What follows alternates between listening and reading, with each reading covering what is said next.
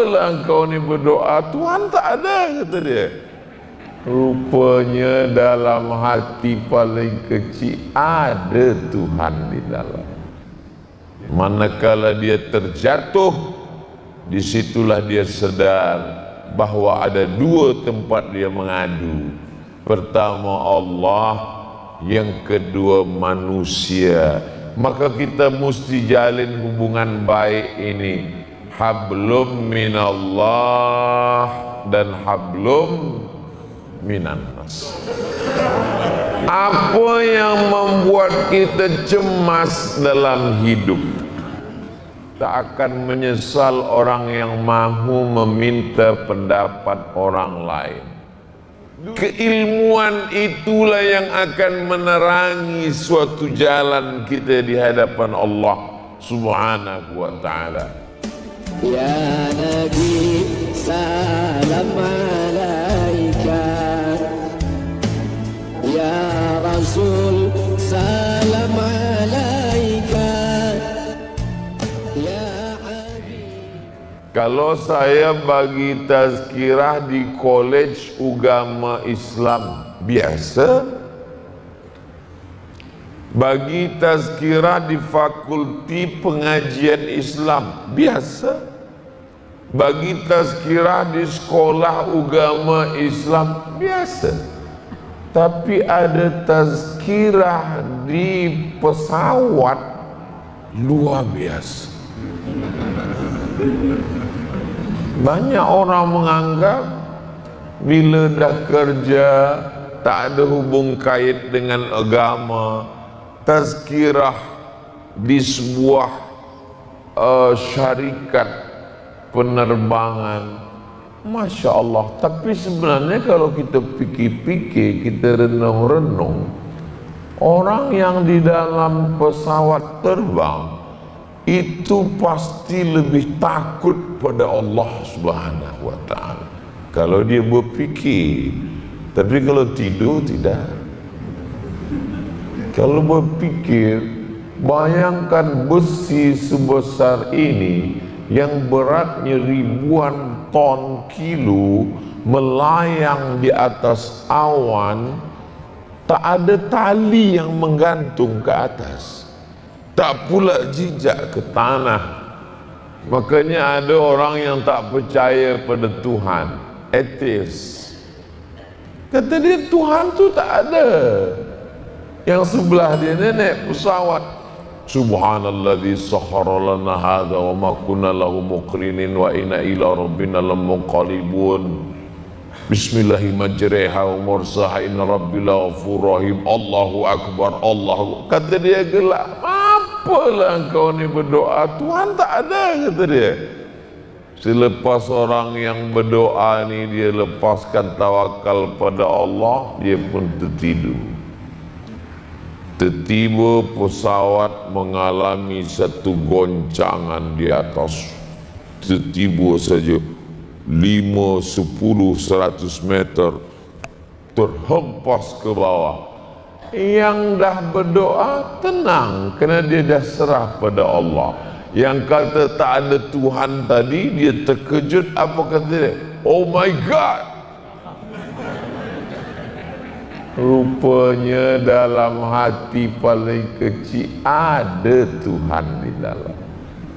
Jadi sesungguhnya orang yang kata tak ada Tuhan, bila pesawat belum terbang, bila dah terbang terkejut, hati dia malu-malu, dia katakan Tuhan tu ada. Suatu ketika sahabat saya di Al-Azhar Kahirah Mesir sampai di Kahirah. Kata dia, saya dari Pekanbaru Riau ke Jakarta. Sampai di Jakarta yang di sebelah saya tu, oh perempuan sombong bukan main. Dari mana engkau tahu sombong? Dia tak ada cakap dengan aku.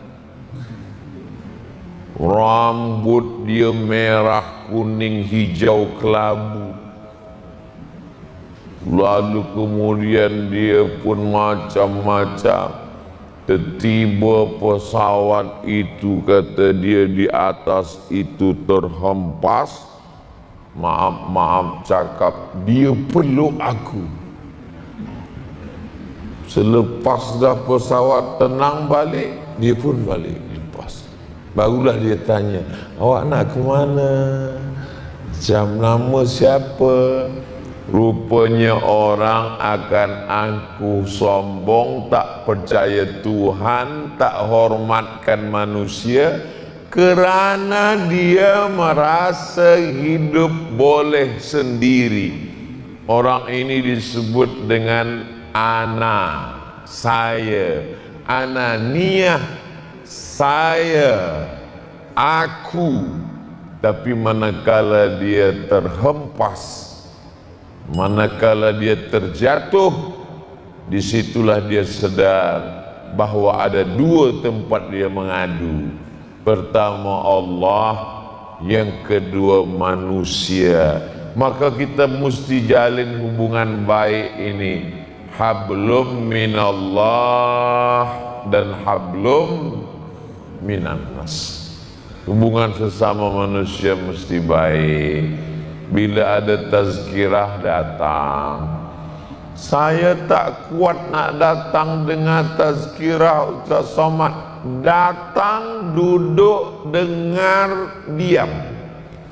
Mengantuk, rahmat. Alhamdulillah, ada air minum.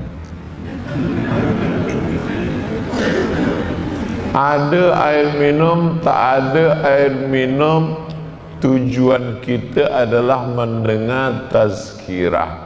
Hati kita ni kering, maka basahkan dia dengan mendengar bacaan Al-Fatihah, basahkan dia dengan zikir la ilaha illallah, sampai dia kering, tak pernah basah, mati. Akhirnya, Masya Allah, jazakumullah khairan. Man ahsana ilaikum, siapa yang berbuat baik kepada kamu, fakafi'uhu, balaslah. Fa illam tajidu, kalau kamu tidak mampu membalas, doakan dia. Semua yang sudah bertungkus lumus membuat kebaikan-kebaikan sehingga kita boleh bersama, saya sampaikan tazkirah, mudah-mudahan panjang umur, sehat badan. Yang belum ada istri, cepat jumpa dengan jodohnya. Banyak yang belum ni.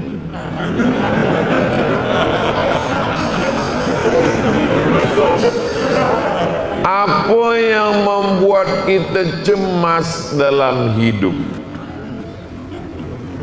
Sebab kita tak percaya.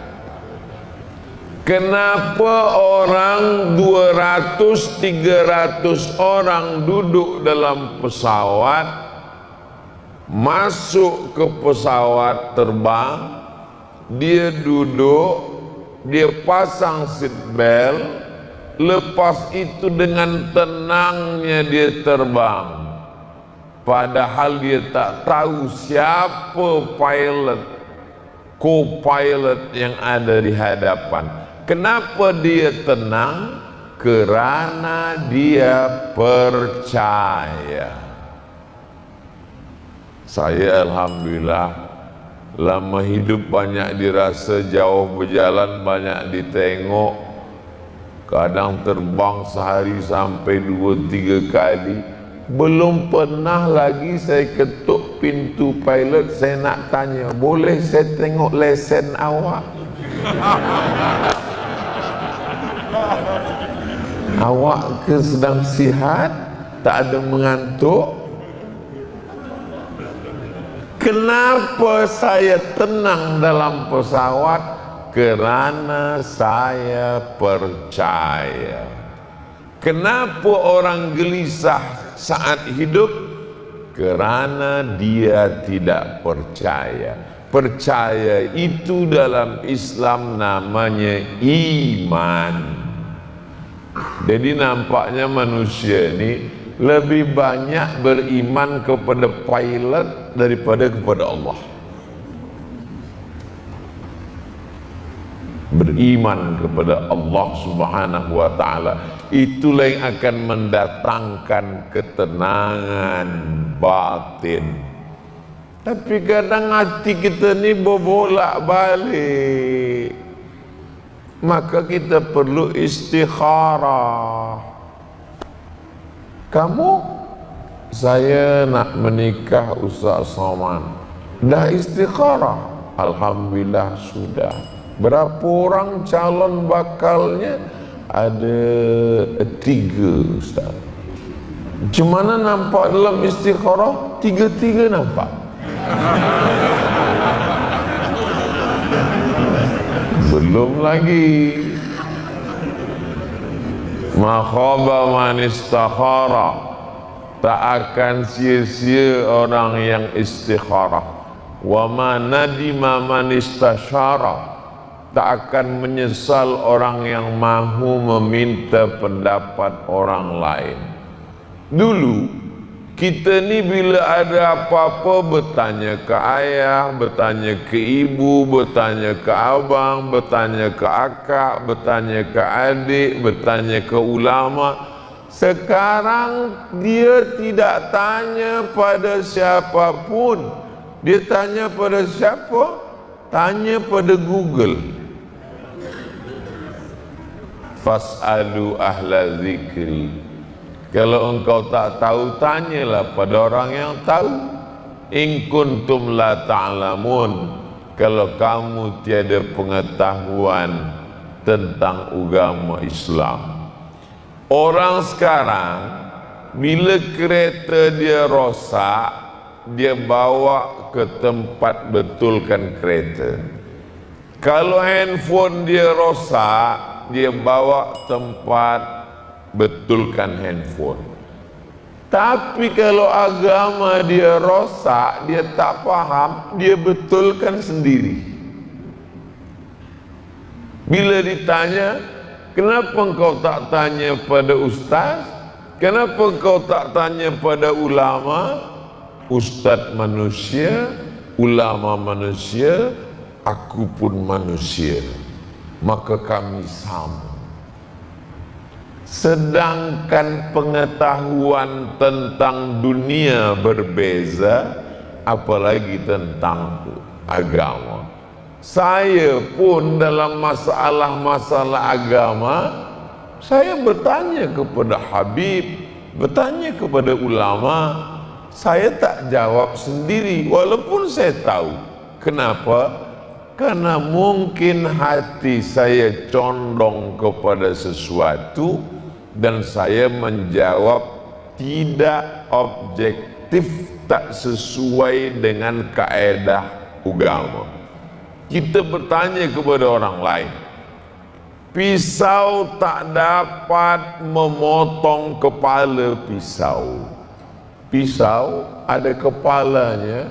Siapa yang membentuk kepala pisau? Pisau lain. Itulah maknanya kita perlu nasihat orang lain. Kadang-kadang kita bagi nasihat, tapi hati kita keras. Saya kalau jumpa ulama, apa kata saya? Doakan saya, bagi saya nasihat. Begitu juga saya beberapa jumpa ustaz di Brunei Darussalam. Ustaz Somad, tolong bagi saya nasihat. Qul amantu billah tsumma istaqim. Katakan aku beriman kepada Allah, istiqamahlah. Istiqamah inilah yang membuat kita sembahyang subuh, duha, zuhur, asar, maghrib, isya, tahajud, qabliyah, ba'diyah, tazkirah maghrib ke isya, tazkirah subuh, ada pula iktikaf malam. Apa guna ini? Ini adalah supaya kita kuat dalam perjalanan panjang. Ustaz Abdul Somad, kalau private jet dia hanya boleh terbang 3 jam non-stop. Lebih daripada itu dia mesti turun. Maka Ustaz Abdul Somad mesti hitung kira dari Bandar Seri Begawan ke Pekanbaru lebih tak 3 jam. Oh, kita mesti tanya dulu pada orang yang tahu. Kita tak boleh agak-agak. Kita agak kurang, rupanya lebih. Berhenti dia tengah jalan.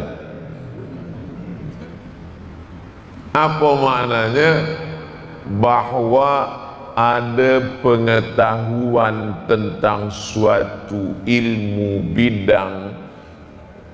Keilmuan itulah yang akan menerangi suatu jalan kita di hadapan Allah Subhanahu wa ta'ala. Bagi orang yang tidak tahu, gelap itu boleh menjadi terang, maka akan gelap selamanya. Tapi ternyata ada lampu, ada lilin, ada pelita yang boleh menerangi jalan. Maka kalau kita bekerja di suatu tempat, tempat bekerja itu peduli kepada agama. Kita tinggal di suatu kerajaan, kerajaan itu peduli pada agama. Itulah nikmat yang sesungguhnya. Sebab nikmat-nikmat yang lain, Ya Nabi salam